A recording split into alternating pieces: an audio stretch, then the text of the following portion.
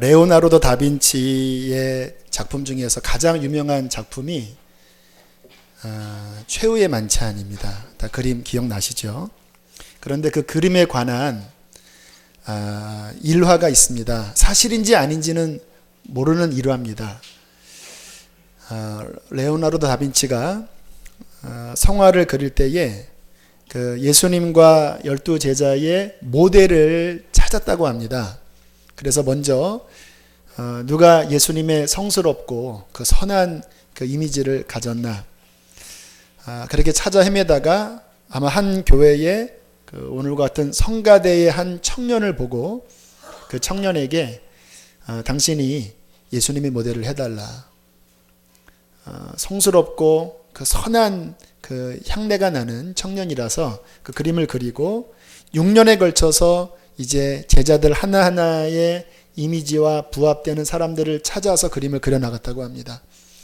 근데 마지막에 가룟 유다 모델이 없는 거예요. 그래서 그림을 완성하지 못하고 있을 때 로마 시장이 이 로마 감옥 안에 사형수들이 있는데 혹시 그 가운데 있을지도 모르니까 한번 살펴보라. 그래서 막상 들어갔더니 정말 간교하게 생기고 가룟 유다와 같은 그런 잔혹한 이미지의 한 사람을 발견하고 그 사람을 마지막으로 해서 가룟 유다 최후의 만찬 그림을 완성했다고 합니다. 근데 그 가룟 유다 모델을 했던 분이 갑자기 다빈치에게 내가 기억이 안 나냐고 물어보더래요. 나는 내 평생에 당신 같은 사람 만난 적이 없다. 그랬더니 하는 말이 내가 6년 전에 바로 예수님 저 모델이었습니다. 그 다음부터 다빈치가 예수님 성화를 안 그렸다고 하는 이야기가 있습니다. 이 이야기는 한 사람이 어떻게 변할 수 있는지를 보여주는 극적인 예화입니다. 예수님도 되고 가룟 유다도 한 사람 안에 다 들어있는 것이죠. 어떻게 성자 같았던 한 사람이 추한 죄인의 모습으로 바뀔 수 있었을까요? 마음 때문에 그래요. 사람의 얼굴은 그렇게 바뀌지 않을 수 있습니다. 그러나 마음은 예수님에서 유다로 바뀔 수가 있습니다. 예레미야 17장 9절에 만물보다 거짓되고 심히 부패한 것은 사람의 마음이라 누가 능히 이 마음을 알겠느냐. 예수님의 모습도 들어있는 그 마음 안에 악마와 같은 모습이 있는 줄을 누가 알겠느냐. 사람의 마음이 어떻게 될지 종잡을 수 없는 거예요.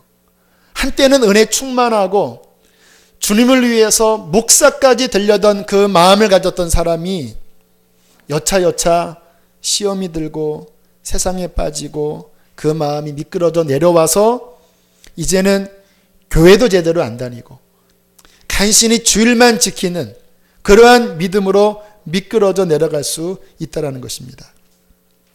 아마 성경에서 그러한 예를 찾아보자고 한다면 솔로몬일 것입니다. 다윗의 아들. 그 어릴 때의 별명을 하나님이 여디디아라는 이름을 지어줬습니다. 하나님이 솔로몬을 사랑하셨습니다. 아이지만 다윗의 많은 아들 가운데 하나님을 향한 애틋한 마음을 솔로몬이 갖고 있었나 봐요. 그래서 하나님이 솔로몬이 다윗의 후계자다라고 그 어릴 때부터 미리 선정을 하실 정도로 하나님의 사랑을 받는 솔로몬이었고 솔로몬 본인도 그가 왕이 되었을 때 1000번제의 예배를 드렸다고 하는 것은요 솔로몬의 마음을 보여주는 것입니다.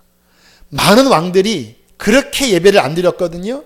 그만큼 솔로몬은 하나님을 사랑했습니다.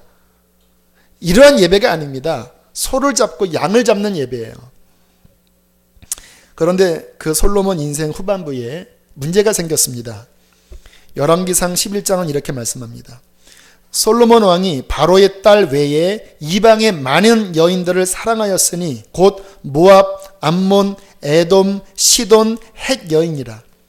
여호와께서 일찍이 이 여러 백성에 대하여 이스라엘 자손에게 말씀하시기를 너희는 그들과 서로 통혼하지 말고 그들도 너희와 서로 결혼하게 하지 말아라. 왜냐? 반드시 그들이 너희의 마음을 돌이켜 그들의 신을 따르게 하리니 그들과 결혼하지 말라 하였으나 솔로몬이 그들을 사랑하였더라. 그리고 이렇게 4절에 말씀하십니다. 솔로몬의 나이가 많을 때에 그의 여인들이 그의 마음을 결국 돌려 다른 신을 따르게 하였으니. 젊었을 때는 괜찮아요. 나는 하나님 사랑하기 때문에 어차피 첩들입니다. 이 정도는 할 수 있어요. 그러나 점점 시간이 흐르면서 왕의 마음이 약해졌을 때에 그 여인들이 섬겼던 그 신들을 섬기도록 솔로몬의 마음을 빼앗아 버린 거예요. 결국 어떤 일이 벌어집니까? 솔로몬이 시돈 사람의 여신 아스다롯을 따르고 암몬 사람의 가증한 밀곰 앞에 절하더라. 솔로몬 왕이 우상 앞에 절하는 거예요. 어떻게 이런 일이 벌어질 수 있죠? 마음을 뺏기면 하나님을 사랑했던 솔로몬도 우상을 섬길 수가 있는 것입니다. 여러분, 사람에게 가장 중요한 것이 무엇일까요? 마음입니다. 그래서 오늘 본문 말씀에 모든 지킬 만한 소중한 것 가운데 중요한 것 지키잖아요. 그 지킬 만한 모든 소중한 것 가운데 더욱 너는 너의 마음을 지켜야 한다. 마음 안에 모든 것이 다 들어있습니다. 이 안에 예수님도 들어있고 이 안에 천국도 들어있고 지옥도 들어있는 거예요. 마음을 지키면 그 지킴으로 시험도 이길 수 있고, 그러나 마음을 지키지 못하면 가랑잎에 무너질 수도 있는 것입니다. 이는 생명의 근원이 이에서 납니다. 살고 죽는 생명의 근원이 여러분의 그 가슴 안에, 여러분이 품고 있는 그 마음을 어떻게 지키느냐에 달려있다라고 주께서 말씀을 하시는 것입니다. 군대 가서 6주 훈련을 마치고 자대를 갔을 때 훈련소 때는 제가 간증을 여러 번 했듯이 열심히 기도 생활을 했습니다. 틈이 있었거든요. 근데 자대 배치 받으니까 기도할 시간이 없는 거예요. 그리고 딱 이렇게 각을 잡는다고 하는데 가부좌 자세로 앉아서 하루 종일 앞만 보고 있는 겁니다. 웃어서도 안 돼요. 딱 긴장하고 있다가 밥 먹으러 가자 하면은 쫄쫄쫄 따라가서 밥 먹고 또 이렇게 앉아 있고, 그리고 저녁이 되면 고참이 불러서 이제 폭언을 하기 시작합니다. 이 10원짜리야, 18원짜리 하면서 너 오늘 웃었다며 빠져갖고 하면서 막 욕을 내대기 시작하면요, 사람이 그런 말을 계속 들으니까 이게 마음이 이게 상해지더라고요. 너 죽을 줄 알아. 너 똑바로 안 하면 너 죽을 줄 알아. 계속 하루 이틀 3일 4일 그 말을 듣는데 그 전까지 지켜졌던 저의 마음에 균열이 생겼습니다. 막 두려워지기 시작하고 잠도 안 오고 떨리고 그렇게 시간을 보내고 있는데 고참 하나가 너 그렇게 있지 말고 편지나 써라, 이렇게 자비를 베풀어 주더라고요. 그래서 옆에 책상에 가서 편지를 쓰다가 서랍을 열어보니까 저 끝에 국방색 성경책이 있는 거예요. 그 기도원 조그만 성경책. 하나님의 은총이구나. 그래서 성경책을 꺼내서 제 건빵 주머니에 넣었습니다. 그리고 다시 가운데로 와서 침상에 이렇게 앉았다가 제가 모험을 했습니다. 걸리면 큰일 나거든요. 아무도 없을 때 성경책을 꺼내서 제 무릎 사이 아래에 놓고, 그리고 아무도 없을 때 딱 해서 성경을 보기 시작했습니다. 꿀성이 같은 하나님의 말씀. 내가 너를 보호한다. 내가 너를 사랑한다. 그 말씀을 읽는데 또 하나님의 은혜가 제 마음을 채우는 거예요. 얼마 전까지 막 마음이 균열되고 두려워졌는데 말씀이 들어가니까 평안해지더라고요. 그 소령이 우리 멤버에 들어오더니 저를 보더니 이런 말을 하고 갔습니다. 이번 신병은 좀 빠졌다야 그러더라고요. 얼굴이 이렇게 편안하니까. 긴장해야 되는데 편안하게 있으니까.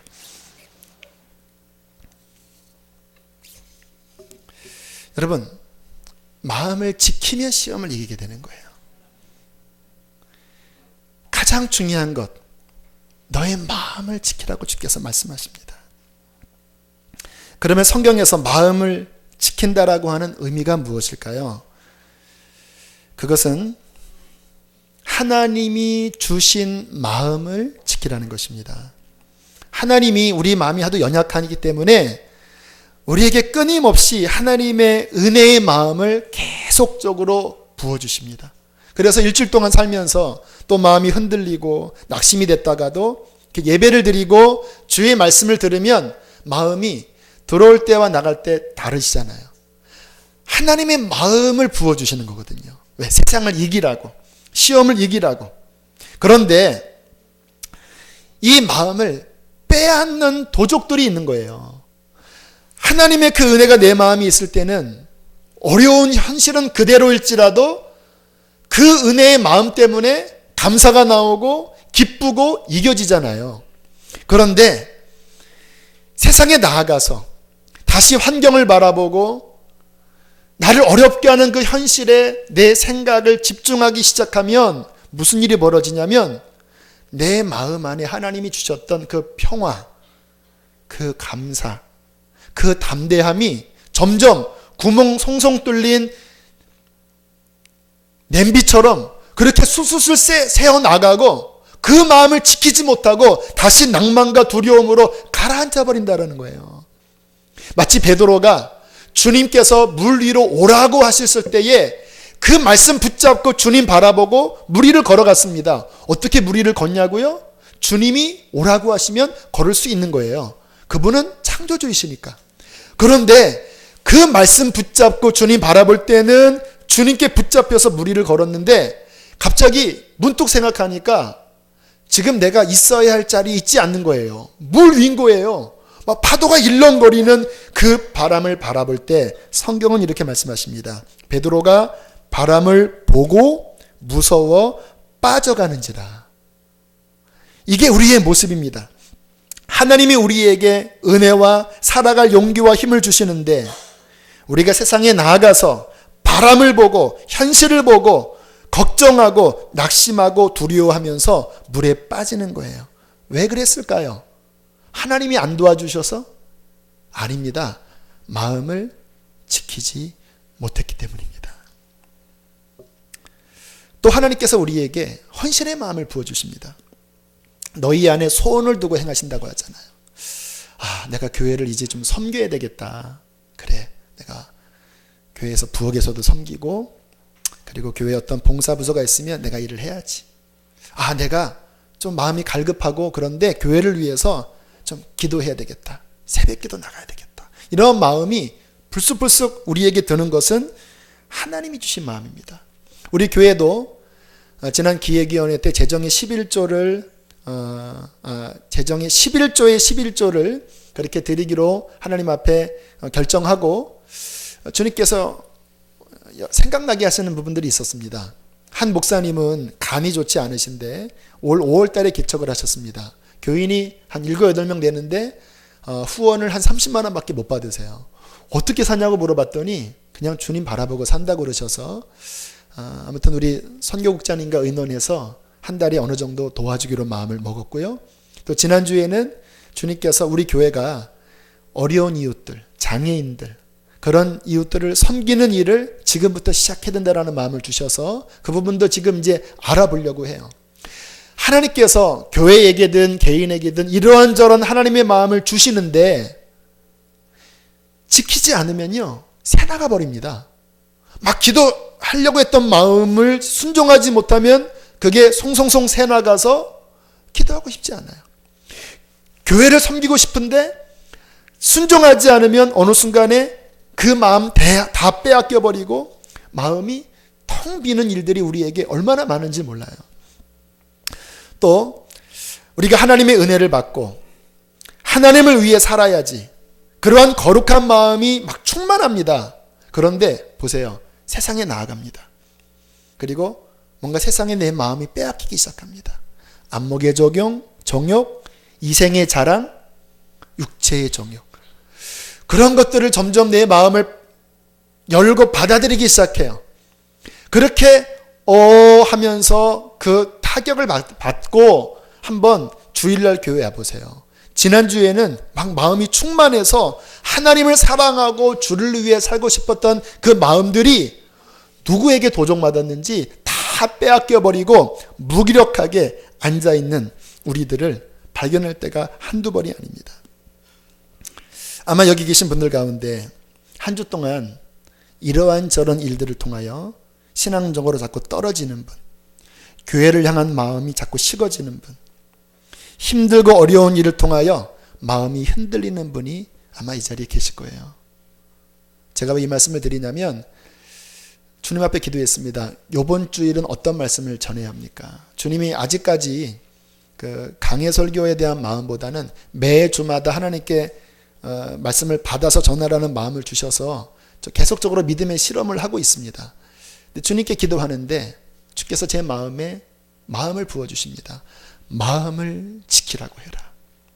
교우들이 마음을 지키라고 해라. 기도하며 들었던 마음은 마음에 많은 공격들이 우리 안에 있는 것 같아요. 시험으로 인해서, 분주한 일로 인해서, 또 세상 유혹으로 인해서. 주님의 이름으로 권면합니다. 마음을 지키십시오. 그 안에 생명의 근원이 들어 있습니다. 하나님이 주셨던 마음들을 지켜나가십시오. 그 좁은 길로 걸어가십시오. 그래야지 우리는 살 수 있는 것입니다. 살아있는 순교자라는 별명을 가진 리차드 범버란트 목사님 아마 이름을 다 들어보셨을 거예요. 그분에 대한 것들을 찾아보니까 정말 고생을 많이 하셨더라고요. 루마니아 감옥에 갇혀서 뼈가 부러질 때까지 맞았다고 합니다.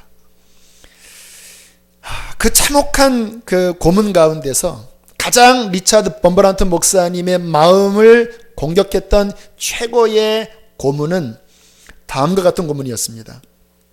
어느 날 감옥의 실내 방송에서 이런 방송이 들렸습니다. 죄수 여러분들은 편지를 써서 가족에게로 보내십시오. 우리가 정한 날에 가족 면회를 허락할 것입니다.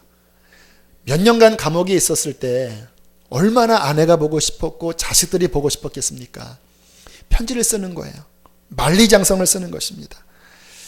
그리고 편지를 또 붙이고 하면서 얼마나 그 마음에 기대가 한껏 부풀었겠습니까? 그러나 그 편지는 하나도 가족에게 가지 않았습니다. 당국의 계략이었습니다. 결국 면회 날이 되어서 이름을 부르는 것입니다. 누구 면회 왔습니다. 막 기쁘게 가서 가족을 만나고 상기된 얼굴로 돌아오는 다른 죄수들. 피터 면회 왔습니다. 그러면 와 소리 지르면서 가고 오는 그 시간들이 오전, 점심, 오후를 지나는데 리차드 범버란트의 이름은 부르질 않는 거예요. 여러분, 사람이 가장 낙심될 때가 그냥 계속 어려우면 그래도 괜찮거든요. 근데 괜찮겠지라고 하는 기대를 가졌다가 다시 떨어지면 똑같은 그 상황인데 기대를 가졌다가 떨어지면요 확 무너져 버린 일이 있습니다. 모든 면회 시간이 끝나고 풀이 죽어 앉아있는 리차드 범버란트를 향해 실내 방송으로 이러한 목소리가 들리기 시작했습니다. 가족들도 너를 버렸다. 모든 사람들이 너를 버렸다. 아무도 너를 사랑하지 않는다. 하나님도 너를 버렸다. 계속 이 소리가 들릴 거예요. 며칠 동안.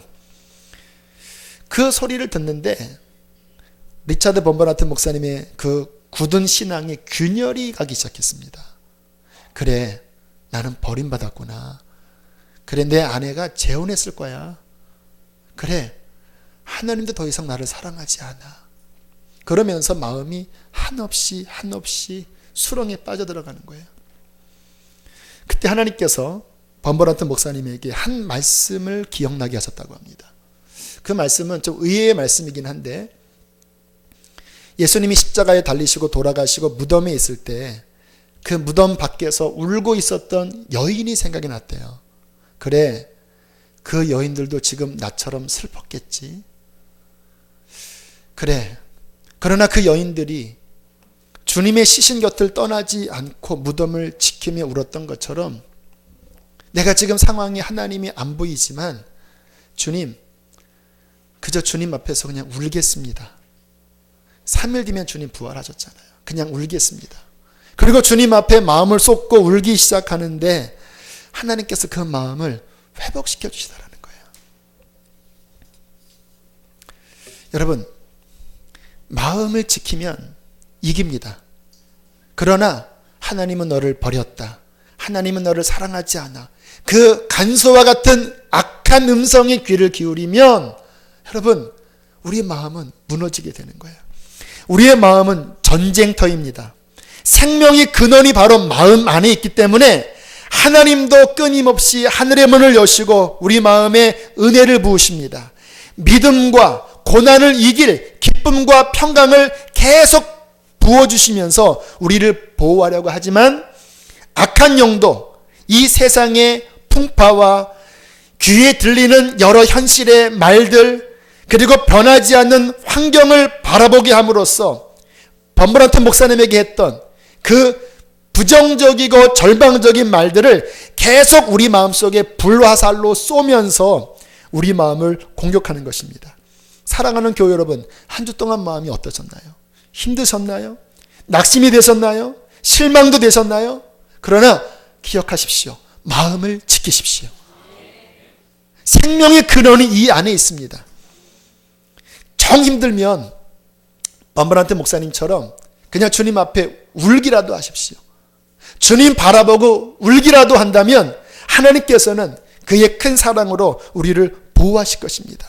그러나 우리의 관심과 생각을 그 절망적인 데에 자꾸 집중하기 시작하면 베드로처럼 물에 빠지게 될 것입니다. 그러면 우리의 마음을 어떻게 지킬 수 있을까요? 생명의 근원이 있는 이 마음을 하나님이 우리에게 주신 그 고결한 은혜의 마음을 어떻게 매일 지켜나갈 수 있을까요? 오직 주님만을 바라봐야 합니다. 왜 주님만을 바라봐야 할까요?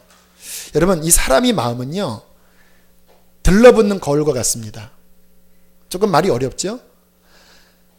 어떤 대상을 바라보느냐에 따라서 그 대상이 마음에 차지하기 시작하고 그 대상의 영향력이 마음에 들러붙습니다. 풍랑을 바라보고 현실을 바라보면 그냥 바라보는 것이 아니라 그 대상이 마음에 들러붙어서 마음을 그 대상이 원하는 방향으로 끌어가는 거예요. 만약에 우리가 세상을 바라보지 않고 하나님을 바라본다면 우리에게는 믿음이 생기는 거예요. 그렇지. 하나님이 하나님이시지. 하나님이 우리의 인생의 주권자이지. 사람이 내게 어떻게 할까? 그분이 내 아버지이시고 보혜사 성령이 내 안에 거하시고 나는 주님과 연합된 그의 포도나무 가지라서 나는 그 안에서 이길 수 있지. 그 믿음이 들어올 때 현실을 돌파할 수 있는 것입니다. 어떤 분들은 그래요. 세상 바라보지 말고 주님 바라보라고 하니까 이 종교는 아편 아니야? 뭐 세상 그러면 다 신경 안 쓰고 그러면 하늘만 바라보고 살아야 돼? 여러분, 그렇지 않습니다. 우리가 주님을 바라보면 현실 도피가 되는 것이 아니라 현실 돌파가 되는 것입니다. 감당할 힘을 주님이 주시는 거예요. 개척한다고 했을 때 주변에서 이런 말을 제게 했습니다. 건강이 괜찮겠어요? 제가 이렇게 대답했습니다. 그것 바라보고 거기에 신경 쓰면 평생 저는 아무것도 못합니다. 주님이 채찍 맞으실 때에 저는 완전히 나았습니다. 저는 이거 붙잡고 나갈 것입니다. 그랬더니 그분이 고개를 끄덕끄덕거리시더라고요. 주님 바라본다라는 거예요. 또한 제 마음속에 이러한 의문의 말들도 있었습니다. 요즘 개척교회 어렵잖아. 너 잘할 수 있겠니? 그때 주님이 제게 말씀하셨습니다. 하나님이 너의 아버지이시다. 보혜사 성령이 너를 돕고 계시다. 너는 포도나무이신 예수께 붙은 가지라서 그가 내 안에 내가 그 안에 있으면 이 사람은 과실을 맺는다. 시대에 따라서 과실을 맺고 안 맺는 것이 아니라 그분이 내 안에 내가 그분 안에 있으면 그분의 진액으로 나는 과실을 맺는다. 그리고 3개월이 지난 이 시간까지, 아니 지금 이 순간까지 내 안에 계신 예수님은 내가 그 안에 거하면서 주님께서는 그의 힘으로 저를 돕고 계십니다. 그의 진액으로 열매를 맺게 하고 계십니다. 사람 바라보고 사람 말 들으면 아무것도 못해요. 주님 바라보셔야 합니다. 그러면 주님께서 우리의 마음을 지켜주시고 그 힘이 우리 안에 있을 때 우리는 현실을 돌파하게 되는 것입니다. 그래서 성경에 예수를 바라보라는 말씀이 그렇게 많아요. 히브리서 12장 2절 믿음의 주요, 또 우리를 온전케 하시는 이인 예수를 바라보자. 이사야 40장 30절 31절 소년이라도 피곤하며 장정이라도 넘어지며 쓰러지되 오직 여호와를 앙망하는 자는 새 힘을 얻으리니, 여호와를 앙망하는 자는 독수리의 날개를 받아 새 힘을 얻어 날아 올라가리니. 역대하 20장 12절에 엄청난 대군이 유다를 침공해 들어왔을 때 여호사밧이 두려움에 떱니다. 그때 이렇게 외칩니다. 우리 하나님이여, 우리를 치러 오는 이 큰 무리를 우리가 대적할 능력이 없고 어떻게 할 줄도 알지 못하옵고 오직 주만 바라보나이다. 이 전쟁의 대승을 거둡니다. 하나님이 직접 개입하시는 현실 돌파의 승리를 주시는 것입니다. 어떻게 우리의 마음을 지킬 수 있을까요? 주님께서 하나의 지혜를 제 마음속에 갖게 하셨습니다. 문제에만 매달리지 말고 그 문제 어떻게 해결할까 여기에만 골똘히 신경 쓰지 말고 사명을 감당하라는 마음을 주십니다. 역발상이죠. 당장 해결해야 되죠. 불 꺼야 되잖아요. 근데 주님께서는 내가 너에게 이루고자 하는 그 사명에 집중해서 봉사하라. 교회를 섬기고 그리고 영혼 구원하기 위하여 기도하고 전도지 들고 나가서 예수님 믿으라고 하고 그렇게 주의 일을 감당하면 그 일을 통하여 하나님이 우리 마음을 더욱 지키시겠다라는 거예요. 어제 긴 시간 말씀을 준비하고 밤늦게 집에 도착했습니다. 하지만 주님이 제 마음에 집에 도착한 그 늦은 시간에도 끝까지 아무튼 주님 앞에 엎드려야 된다는 마음을 근래 한 달 이상 계속 주세요. 그래서 다시 거실에 설교문을 펴놓고 성경을 펴놓고 무릎을 꿇고 하나님 앞에 기도했습니다. 주님, 오늘 주님께서 보내주시는 영혼들 가운데 한 주 동안 마음의 공격을 받고 또 약해지고 흔들거리는 사람이 많이 올 텐데 하나님, 이 말씀 속에 이 문장 속에 이 부분 속에 성령님 역사하셔서 우리 교우들의 마음을 붙잡아 주십시오. 마음을 지켜주십시오. 간절하게 기도를 하고 한 11시 반쯤에 이제 덮고 씻고 잠자리로 들어갔습니다. 그런데 아이러니하게 그렇게 주님 앞에 여러분을 섬기기 위해서 기도하고 간절한 마음을 품고 난 제 마음이 이 자리에 앉아있는 여러분보다 더 지켜지는 거예요. 이 원리를 아시겠습니까? 만약에 내가 그냥 내 신앙 하나 지키겠다고 했다면 지금과 같은 이 마음이 아마 더 떨어질 거예요. 그런데 제가 여러분을 사랑하고 여러분을 살리기 위해서 하나님 앞에 그의 마음을 받아서 중보하고 간구할 때에 여러분의 마음이 지켜지는 것은 다음이고 제 마음이 지켜지더라는 것입니다. 이게 하나님 나라의 원리예요. 주라. 그리하면 너에게 줄 것이니 곧 후이되어 흔들어 넘치도록 채워주리라. 여러분, 여러분의 그 문제의 어려움들요, 시간이 지나면 다 해결돼요. 또 여러분이 더 힘준다고 빨리 해결되는 것도 아니고 여러분이 발버둥 친다고 오히려 더 꼬일 수 있습니다.